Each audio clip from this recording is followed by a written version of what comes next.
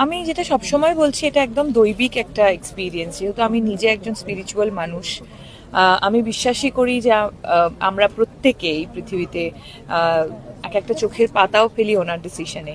So আমার কোথাও সত্যিই মনে হয়, আমি বিশ্বাস করি যে এটা ওনারই নির্বাচন, যারা যারা এই ছবিতে কাজ করেছেন, যে 2025-এ দাঁড়িয়ে আমার গল্প তোরা আবার বলবি। সো সেটার পার্ট হতে পারে, এর থেকে বড় পাওয়া আর কি হতে পারে। তুমি আজ কৃষ্ণ নাম শুনতে শুনতেও চোখ বন্ধ করে শুনছিলে, মানে তুমি এটা একটা ফিলিংস, এটা এটা এটা আসলে ভীষণ পার্সোনাল।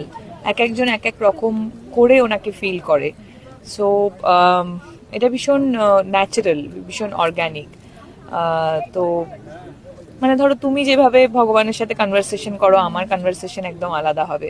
সো এটা ভীষণ পার্সোনাল, আমার অনুভূতিটা এরকমই। আমি হয়তো ভগবানের ক্ষেত্রে ভীষণ এক্সপ্রেসিভ।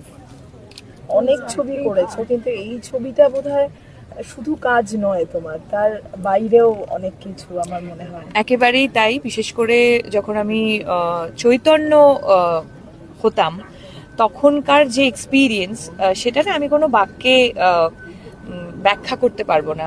সেই সময় যে আমি কি ফিল করেছিলাম, সেই সময় যে আমি কোথায় চলে গেছিলাম, আমি সত্যিই বলতে পারবো না। মানে ভগবানের ইচ্ছে না থাকলে হয়তো সেটা হতো না। এবং যখন আমাকে ছেড়ে দিতে হচ্ছিল ওনাকে আমার শরীর থেকে, তখন আমি খুব কষ্ট পেয়েছিলাম। শুভশ্রুতি, পুরো ছবিটাই ভীষণ স্পেশাল তোমার কাছে। তোমাদের কেমন লাগলো ট্রেলার? মানে রোমহর্ষক, কিন্তু তুমি একটু যদি বলো, ছবিটা তো পুরোটা তো দর্শকেরা দেখতে যাবেনি, তখন তাদের ব্যাপার। তোমার কাছে বিশেষ মুহূর্ত পুরো এই ছবিটার জার্নিটার মধ্যে যেটা বললাম একটু আগেই, যেটা আমি ডিসক্রাইব করছিলাম, যে ডিউরিং দ্য শুটিং যেভাবে আমি কোন জায়গায় যে চলে গেছিলাম, সেটা আমি কোনো বাক্য দিয়ে বিশ্লেষণ করতে পারবো না, কারণ এটা ভীষণ পার্সোনাল। মানে আমি ট্রান্সে কেন চলে যেতাম, কিভাবে, মানে যেহেতু টেকনিক্যালিও আমাদেরকে অনেক কিছু জিনিস মাথায় রেখে কাজ করতে হয় না, আমার পুরোপুরি ক্যারেক্টারের মধ্যে সাবমিশন থাকা সত্ত্বেও একটা পার্সেন্টেজ অফ ব্রেন আমাকে কিন্তু টেকনিক্যালি জিনিসগুলো বিষয় মাথায় রাখতেই হবে। আমাকে লাইটটা নিতে হবে, ক্যামেরাটা ঠিক করে নিতে হবে।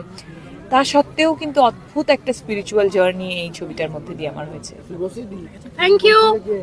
স্বর্ণাক করে লেখা থাকবে, তাহলে ছবির মধ্যে এমন কিছু আছে যেটা দেখার পরে সত্যি এটা স্বর্ণাক করে থাকবে তোমার?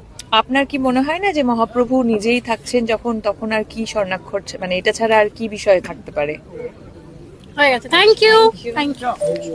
এইবার